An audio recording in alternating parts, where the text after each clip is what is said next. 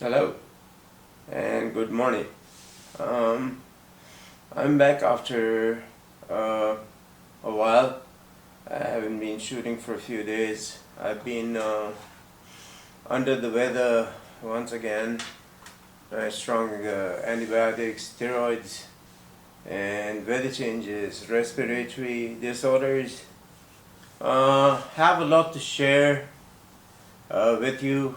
I won't make this a very depressing vlog, hopefully. Uh, we'll keep it entertaining. Need to say a few things that we sometimes don't realize in real life is that sometimes words probably can hurt more than a beat down. So I can say this, I can vouch for this because we had a lot of beat downs in I at least had a lot of beat downs in my life, and mostly given, not taken, but yeah, taken as well. Heals after a while, sometimes a long while, sometimes short stint. You get up, dust yourself back up again, and you start moving. So you would have noticed there are no laptops, there's no scripts. I do not have any fancy perfume bottles in front of me, but it's rather a heart-to-heart conversation that I wanted to have with all of you. Lessons taken in life. I have, alhamdulillah, had a fairly good share of minds. I have been around for some time, learned things rather expensively, meaning a wise man is he who learns from others' mistakes. And I'm not that wise person, I guess. I never was. I probably never will be. Still haven't fully understood how to. Anyways, so the conversation here is words can hurt more than a beatdown. What do I mean by that? So the strongest muscle, if you ask people, would tell you differently. Probably heart or biceps, chest, back, squat, legs, quads, hamstrings, calves, forearms, joining muscles. I don't know, a lot of things. Yeah, these are not the strongest muscles. The strongest muscles you have is your tongue, because the way you can hurt somebody and scar somebody for life is not to beat them down, is to say something that, I don't know, that can torment them for many decades to come. So me and Noreen, just to give you a background, I'm married for now, alhamdulillah, 19 years, mashallah, if you haven't said so already.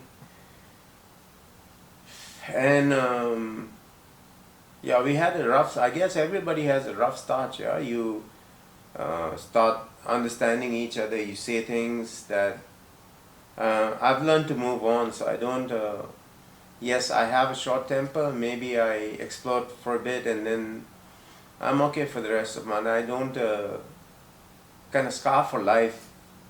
A few things, yes, have changed me to a person I am today. And Noreen, as I've always mentioned in my vlogs, has been the sole sponsor of my perfumes, given my health condition and that I'm not able to work since about 3 years now. I'm trying to get back, but life's not been very kind in that way. I haven't been able to get myself a job again.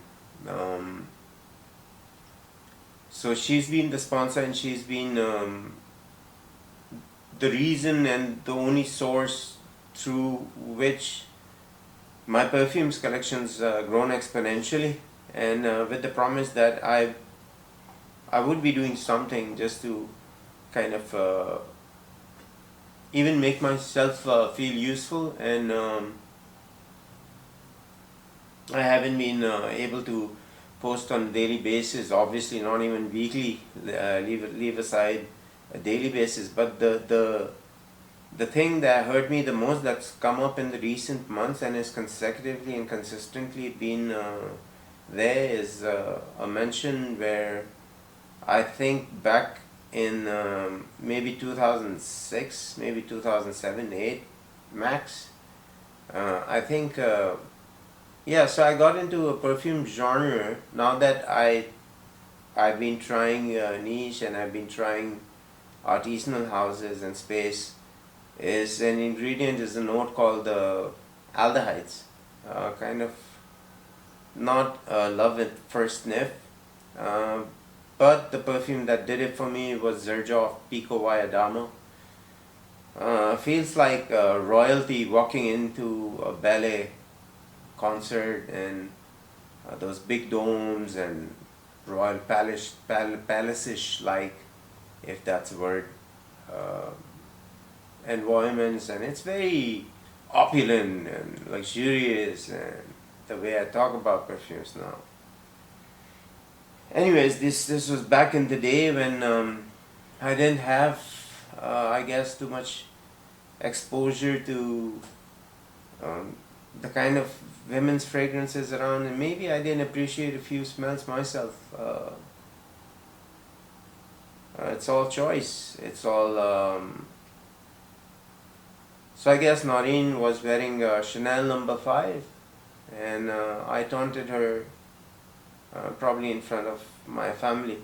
So if I'm man enough to taunt her in front of my family, I'm man enough to apologize to her in front of the world. I'm sorry, Noreen, that I taunted you on Chanel number 5. That scarred her for life. So now, every time that the first time she brought it up, we were on the way back home. I kept apologizing. I've kept apologizing even yesterday. I don't think she's healed from it. I think it scarred her for life, and she won't have a Chanel number 5, I guess, as long as she uses perfumes. And I hope that's for a long time to come. But I'm sorry that I said something to you in front of people, and I didn't mean to, or perhaps the situation then I cannot vouch for, but I'm sure there was an argument or something that kind of triggered a command, or but yeah. So as we've lived almost 19 years together, we lived, we learned, tried to move on. I compliment her on most of her efforts. She works hard, she works smart, she has a lot of in-depth knowledge in human relations, and she's an HR customer of excellence. I only thing I can say from my heart is I'm sorry I tried to do things that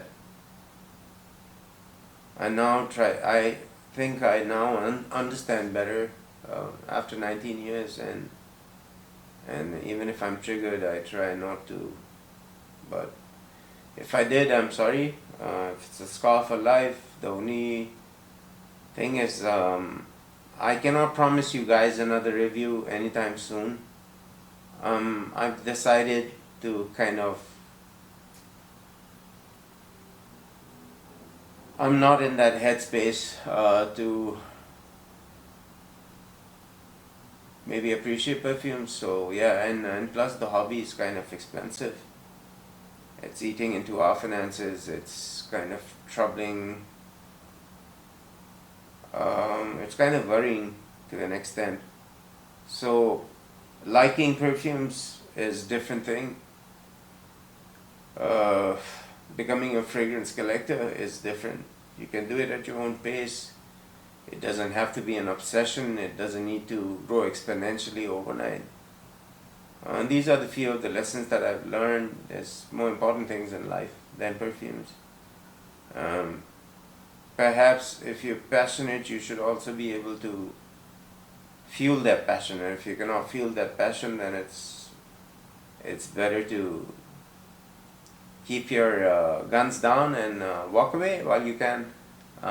Me, kind of probably, I'm hoping it's my last video and I won't go back on kind of a shopping spree or try to take advantage of the leverage that I've got buying perfumes and doing these silly reviews, and sometimes everything's just you need to look more out rather for yourself, your future, your family, children's if you have any. The perfumes have been there for the longest time ever without me. Perfumes will always be there without me, and so will the world.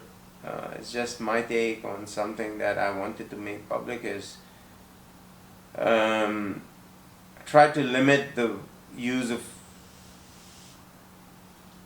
try to limit your words. Don't be trigger happy if you get a gun. Practice refrain. With power comes responsibility. Use that power wisely. Make wise choices in life. Don't hurt nobody. In birth, it'll come back to you 18 years later and bite you in the ass. But yeah, that's how life is. I'm sorry, as a matter of fact, Sadia, Rainbow, me, anybody watching, everybody watching, I apologize if I said something hurt anybody's sentiments, and for sure, if you are here, you will hurt someone. Being human is to err, and I've erred, and if I'm man enough to realize that I have erred, then I'm man enough to apologize, and apologize to anybody I've hurt so far. I don't know if I'll be doing a vlog anytime soon. Maybe a pack up for me, shoot's over, fun's over, and I need to dust myself, get back up again, and probably see other opportunities that might click. This just didn't do it for me, probably. I appreciate your time, as always. It's okay if nobody wants to subscribe or wants to cancel their subscriptions, because I cannot promise a continuous stream of content. However, if you do like the content that I've shared so far, please do like, share and subscribe the videos that I've tried to review fragrances in. And if you can keep the subscriptions going, perhaps one day I shall return and I shall review more perfumes, inshallah. Adios, take care amigos.